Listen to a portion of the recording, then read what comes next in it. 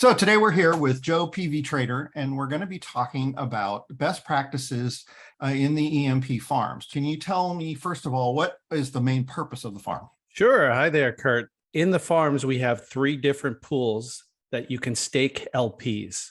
And LPs are really two tokens that are paired together, and they work together to earn E-shares.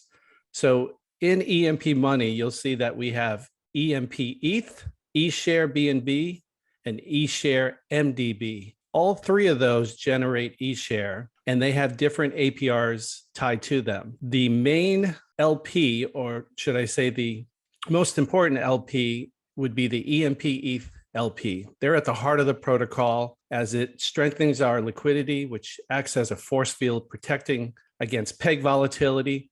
And it also provides direct exposure to ETH. So really, I encourage people to look at the EMP ETH LP as the main investment. Really up to you how you want to do it, but that is always a good one to start off in. EMP ETH being the most important, why would I, as an investor, consider the other two? What are the differences? It really comes down to higher APR. So all three generate E-share, but if we look at where we are today, right now, EMP ETH is generating 0.19% per day. But if you move over to the BNB LP, that's paying 0.33, so a lot higher. There's more volatility having E-share and BNB as an LP pair, but with that volatility, you get a higher APR. Same thing goes for E-share MDB. That will have a higher volatility in the price of the LP compared to EMP ETH LPs, but not as much as the BNB LP. All three have different risk rewards tied to them, and the APR is reflective of that. What I like to do is to consider all three buckets as separate entities that can be used for generating more E-shares. For example, the EMP ETH generating the E-shares can be used to make more LPs. You can stack those LPs by zapping the E-shares back in. I like to use the E-share MDB as my gas tank, my free gas tank. Those E-shares that I generate, I let accumulate. I keep enough in the E-share MDB to cover my daily gas.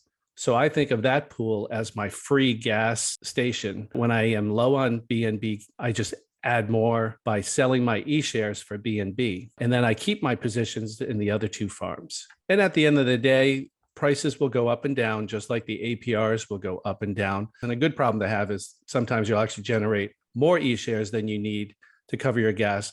And of course, that can be used in many ways. You can zap that back in for more LPs, either in one of the three farms. You can sell that for Ethereum, which you can pair up with EMP to make more LPs.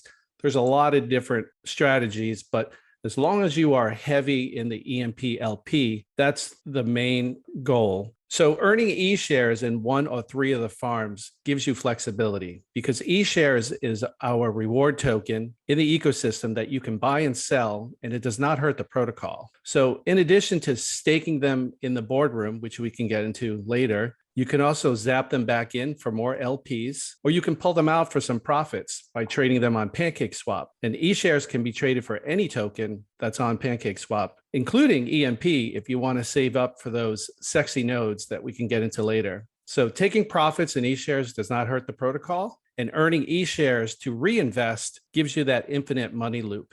You have a strategy you use with both farms and the nodes in a unique way to be making your EMP ETH LP. Can you talk about that a little bit?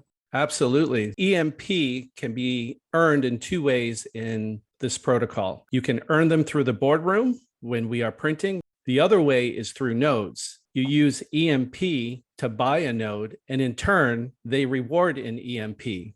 I like nodes because they turn into a personal boardroom printer, meaning that even when the boardroom falls below peg and we're not minting new EMP, nodes can make the EMP that you can earn on a daily basis. And then what I call the balance strategy. And the perfect scenario is where the daily output of your EMP can be paired up with the E-shares you earn from the farms. So let's just say you make $10 a day in nodes, in EMP rewards. Ideally, you have a position in the farms that generate $10 of E-shares a day. You can take that E-share, you can sell it for Ethereum, and now you take that Ethereum and you take your node EMP, you pair them up together to make the LP, and now you can stick that back in the farm in the EMP ETH LP, which will further generate more E shares. So that works whether we're above or below peg, and it's a optimal way of making LPs. In fact, it can be 50 to 60%